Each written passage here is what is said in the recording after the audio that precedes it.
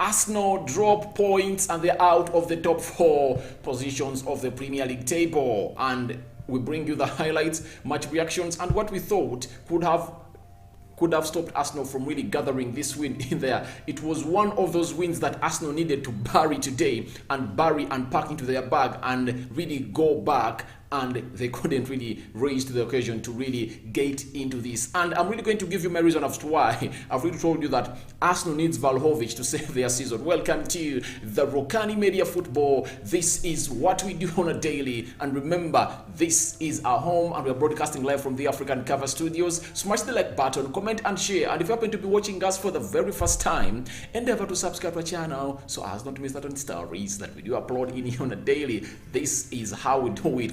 This is something bad for Arsenal fans all over the world. It's not good news to them. This is not good music to the ears of Arsenal fans all over the world, because coming into the game when you know that United is now ahead of you, you know what that means? And you have a game in hand, because Arsenal really had a game in hand.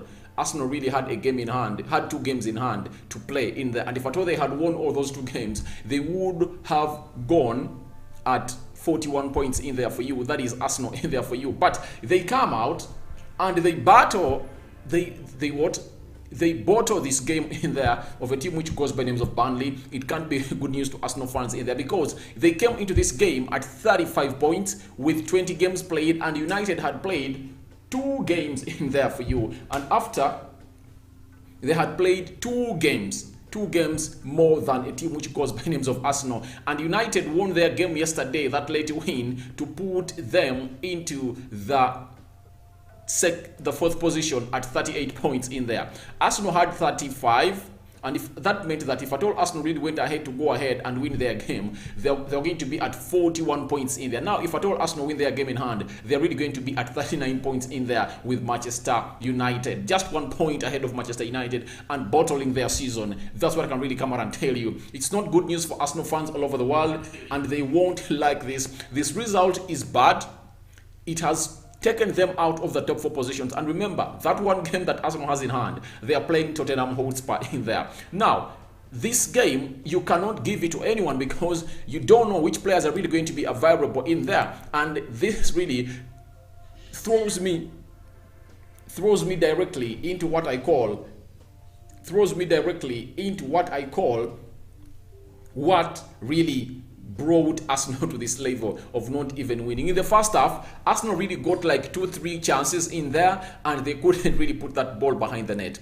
In the second half, they really had to work hard, and they had 6 shots on target, and they couldn't make any of those cross the line in there for you. And Burnley looked very, very comfortable in there. I never saw Arsenal really piling a lot of pressure onto Burnley, because there is the way of piling pressure, and you create what we call tension and pressure into the defense of a team which goes by the names of Burnley. But I never saw Arsenal do that. Arsenal didn't do that at all, because I just saw these defenders of Burnley defending comfortably. They are defending comfortably. I never saw them really stretched out. Arsenal never stretched Burnley to the maximum. You know, I remember that game of Arsenal when they are doing the unbeaten run in there. That game ended 1-1. They are playing Burnley. That was in 2003-2004 season in there.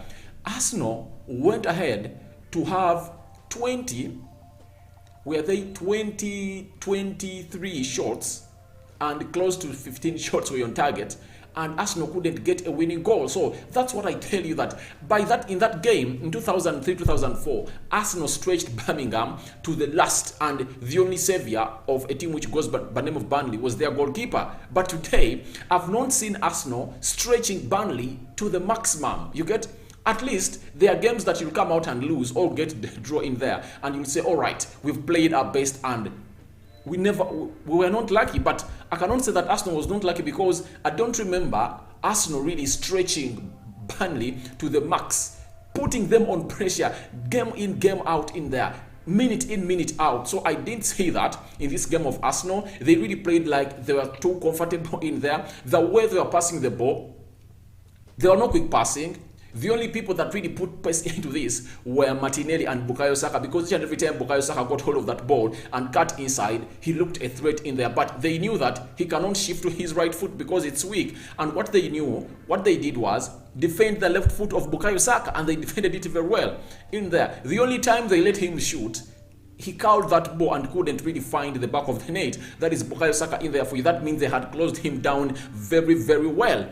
And the other player that really played very well for me today is Martinelli. He really had to put in pace. He put up pace through the left attacking side of the midfield. And you know, Martinelli is one of those generational talents. I can really come out and really guarantee that to him. Even Jurgen Klopp in the midweek, when Arsenal was really knocked out by Liverpool by 2-0 into the Carabao Cup semi-final, the manager of Liverpool was talking about one name. He said Martinelli is that name that we'll always remember. And Gabriel Martinelli is a talent. Gabriel Martinelli is a talent. Those are the only two players that I saw that were into this game who were putting in pace. Odegaard, because he played into the deep lying midfield, into the double mid pivot alongside Lokonga, he was not efficient as he has always been when he's playing as a central attacking midfielder. I like the way he played. He even had a shot on target. He tried to see out passes to players of Arsenal in there for you, but no Arsenal player was making a run. That's why this is really going to take us to why Arsenal needs Vlahovic to save their season. That's why I've included that in the title. Arsenal 0, Burnley 0. Arsenal need Vlahovic to save their season. I'm really going to come out there because one player like this can make the others look better in there. Let me tell you, you people know what people do in bars. One beautiful girl can be having a gang of girls when others are ugly, and that one beautiful girl can really lead to a man buying liquor for the rest of the girls. So I can really relate it to that one good player can make others look great in there. That's what we're really going to base this video on too. But going back to the players on how they play today, it really shows you that Arsenal is lacking depth in its squad. They are lacking depth in its squad, and you cannot give this as an excuse, because a manager will always know that we are into a COVID-19 era. We are into the AFCON era. You have to plan for your team early enough. Arsenal didn't have the following players because of AFCON. El Nini, I think El Nini would have played a very big part in the absentia of Grant Xhaka and the player who goes by names of Thomas Partey. El Nini would have come into the midfield to play with the Lokonga, and he would have played very well, because I trust him. He's one of my best midfielders in there. The other one is Pepe. In a game like this, or in the compiled games like this, you play the midweek and you play over the weekend. I really believe that Bukayo Saka needs a rest. And if at all Pepe was available, you never know, he would have started that game of Liverpool in the midweek, and this one, it would have been started by Bukayo Saka. But playing game in, game out at this time, you really feel like, oh no, it shouldn't be that way. So Pepe was missed. The other player, Aubameyang, was thrown under the bus, and no replacement has really been made for him. That is also costing a team which goes by names of Arsenal, according to me. And the other player that is out is Thomas Partey. He returned after Ghana was knocked out of the African Cup of Nations. He returned, and on his return, he played and he got a red card. That's why he missed out on this game in there. The other player, Grant Xhaka, he got a red card in the Carabao Cup. And he has to miss, I think, 2 games, and I think this was his last game in there that he missed in there. That is Grant Xhaka in there for you, because I really believe it was a straight red card. That's why they called for 3 games in there for you. So it shows you that Arsenal is missing out quality in its midfield, because its ideal midfield, it's Grant Xhaka and Thomas Partey. You get? Then when you look at the right back, today Ben White played at the right back, meaning Tomiyasu and Cedric Soares might be having COVID-19. So that shows you that Arsenal lacks depth in squad. It has been well stipulated into this game of Burnley. They couldn't really build attacks from the midfield. And you know what it means when Arsenal is having Lokonga and Odegaard. That means you are limiting yourself, because Odegaard works more in a more advanced attacking areas of the midfield. You get, he utilizes all the spaces into the central axis of the field. But when you put him and he plays very far away into the deep lying midfield, you won't get the best out of him. That's why you saw him making those runs, but he's closed out easily, because he's not a fast player. You get, he is really a player who is talented, but he takes his time. He takes his time to think and do the needful that the team wants. And by the way, the problem that he's also facing is that Arsenal doesn't have players that are really going to come out and make those runs in there for you.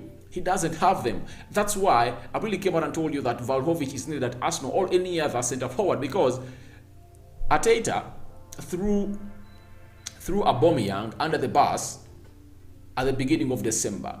He really had a full month to prepare himself, because he knew January transfer window was coming through. And he knew it very well that he needed a centre forward. And it's now the 23rd of January and they've not yet brought in one. What is costing Arsenal in all these games is Arsenal lacking a centre forward. That's it. I won't come here and lie to you that Arsenal would have won this game if at all they had a centre forward like Vlahovic or an Ishak, or even if it's Diego Costa. You get? Arsenal lacks someone to do those runs, to release these players, because I've already told you that one player like this can make others look great. Let me show you the statistics of this game to back up as evidence to my point in there. When you look on the screen, Arsenal has made 20 shots. Burnley had 10. Arsenal had 5 shots on target. Burnley had 1. 76% ball possession. Burnley had 24%. 643 passes made by Arsenal and 210 made by Burnley. Fouls, Arsenal made 9, Burnley made 13. 0 yellow cards to Arsenal, 2 yellow cards to a team which goes by names of Burnley. Red cards, none of the red cards. Offside, 0 for Arsenal, 2 for a team which goes by names of Burnley. Another statistic I'm really going to base my argument on is this one, of 12 corners for a team which goes by names of Arsenal and 4 for a team which goes by the names of Burnley. Smash the like button, comment and share, and if at all you're watching us for the very first time, endeavor to subscribe to our channel so as not miss out on stories that we do upload in here on a daily. Look at that very well. There are 2 statistics that I really want to base my argument on. 20 shots, 5 shots on target, plus 12 corners. Not that very well. So, why do Arsenal need Vlahovic to save their season after this game in there? 1. Let's start with corners. Arsenal had 12 corners. Do you know what it means having 12 corners in the game? 12 corners, Vlahovic is one of the best headers of the ball. You get? Even if he doesn't really get a goal in those corners, he will force an assist. You get? He can even come in through and he takes attention of other Arsenal players in there, because when you look at Arsenal, when it comes to corners, the only best header they have is Ben White and Gabriel Magalhaes. Those are the only 2 players Arsenal having that can come up and do heading of the ball. I think I'm right. So when you add on a 3rd one who goes by names of Vlahovic, because he is tall, he is energetic, and he's a good winner of headers. And Arsenal having one of the best set piece coaches who was coaching at Man City, that means they can really work out something in there in such games, because you aren't going to win every game in a very good way. You get that you're really going to dominate the game and win it that way. No, there are games that will just come in, get that 1 goal and sit behind and really get those 3 points, because some teams are really going to make it hard for you to score goals. And if they make it hard for you to score goals, that means you need what we call a prolific striker like Vlahovic to come in and help you do the needful and save your season. I think very many people will come out and agree with me that if at all Vlahovic was into this game, it would have been a different game altogether, because Vlahovic coming into this game, he would have made the rest of Arsenal players better. I have evidence. I really told you way back that when Liverpool signed a man who goes by names of Suarez, one of the players that we least expected to come in through and do the needful, because he was at Man City. He was at Man City. And we saw him play some good football. That is a player who goes by the names of Daniel Sturridge. He was not a kind of player that you would admire way back, but he looked like he had a lot of potential. And guess what? Who unleashed him? Who unlocked him to reach his potential of what we expected him to be? It was a player who goes by the names of Luis Suarez. When Luis Suarez played with a player who goes by the names of Daniel Sturridge, in just 2 seasons, one of the seasons he banged in 30 goals plus. And the other season he did it. And guess what happened to him when Suarez left for a team which goes by the name of Barcelona? He couldn't find the net as he used to find it. Reason being, they are a good player on the pitch who made him better. And I really feel like Vlahovic coming to Arsenal, he will make those runs that are going to make other players better. Because you have, Arsenal, just know you have one of the best players into that central attacking midfield areas who goes by the names of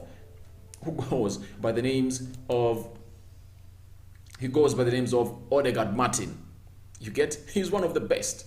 He's one of the best players that I've ever seen, that has ever graced this game of football in there for you. So I really feel like if at all he is playing in front of Odegaard, he's really going to make Odegaard better. Not only Odegaard, he's really going to make Martinelli and Bukayo Saka better. Because the good thing with you Arsenal fans is that you don't have the same problem that Manchester United is facing. United is playing with two wide forwards, that is Rashford and Greenwood, who are selfish. They don't create chances. Each and every time they reach there, they want to shoot. But Martinelli and Bukayo Saka are two different players altogether. When they reach that area, they feel like the main reason as to why we are into this game is us to come in through and do the assist. And the only time they are really going to come in and do a shot, it will be inevitable. It will be undeniable for them not to shoot.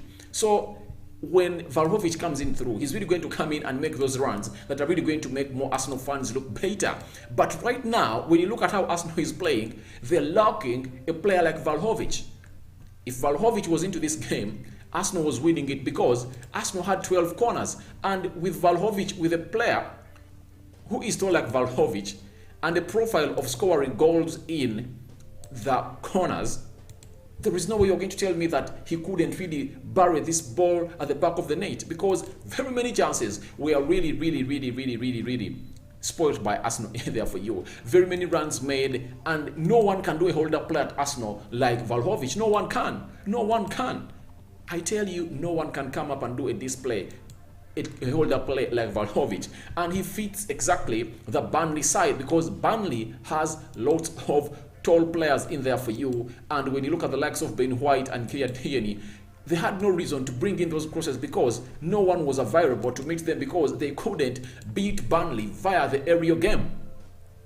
But if at all Vlahovic was around, you know that we can float that ball to Vlahovic and Vlahovic can come up and do the needful. So I really feel like Arteta needs to speed up. Even if it's not Vlahovic, I even go ahead and tell you that even if it's Diego Costa, he can come up and save the season of Arsenal, because Diego Costa will come in.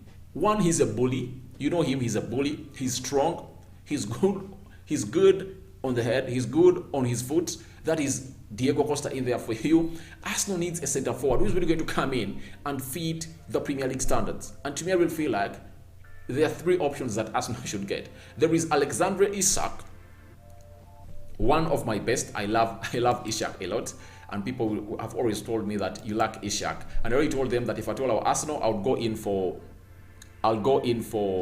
Isak. You get? I'll go in for Isak instead of I go in for Isak instead of Vlahovic in there. But Arsenal are so much into Vlahovic, and I don't know why the deal has not yet come in there. When you look at Arsenal's results in all competitions in 2022, Arsenal first played Man City on the 1st of January. They lost by 2-1. Arsenal lost Nottingham Forest by 1-0. Arsenal drew with Liverpool 0-0. They lost to Liverpool at Emirates 2-0, and they've drawn with Burnley 0-0 in there for you. What does that show you? That is a clear indicator that Arsenal is lacking certain players in there. There is an incident that I will feel like talking about, that VAR lied us. VAR lied us on this event. I really felt like it was supposed to be a red card. It was a definite red card. It was a definite red card to that Burnley player. It was a definite red card, but VAR didn't do Arsenal a favor. But Arsenal failed to utilize the chances they've got, and this walks around a centre forward. Arsenal is not like other teams like Manchester United that are lacking a CDM. Arsenal does not lack a CDM. Arsenal are lacking a centre forward who is really going to come in and really make other players better, because a centre forward makes runs that no one even thinks about. What is the use of a center forward? To create a chance out of nowhere. Because one thing I'm sure of Arsenal is they'll come up and create those chances. Those chances will always come through and Arsenal will come in and create them. That's a 100% sure deal. Arsenal will come in through and create those chances. You won't really come out and judge Arsenal that they've not yet created chances. Arsenal will create chances day in, day out. They will. I tell you this. Arsenal will create chances and they reach in the box of the opponent all time. But there is the problem of the finishing. You get? So that would have been a red card. VAR turned it down. That's why very many people are really having issues with VAR in there. But that was a clear red card because the ball was far away. It had already moved. Kientieni had already passed the ball wide.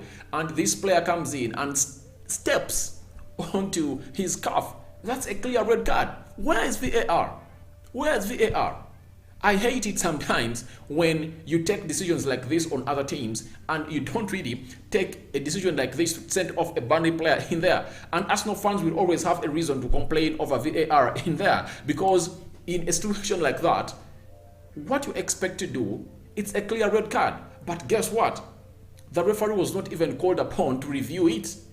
That really shows you that there might be an agenda of making Arsenal's season hard. You get? But all in all, I really feel like the best way Arsenal should save their season is to get in a player who goes by the names of Vlahovic or Ishak or Diego Costa, because that's how the season of Arsenal is going to change. It's going to change. It's going to change. Even if you bring in Arthur Melo to play into the central defensive midfield, it will be a very good addition. But who is going to cross? Who is going to get that ball and cross that line for a team which goes by names of Arsenal? That's the big question.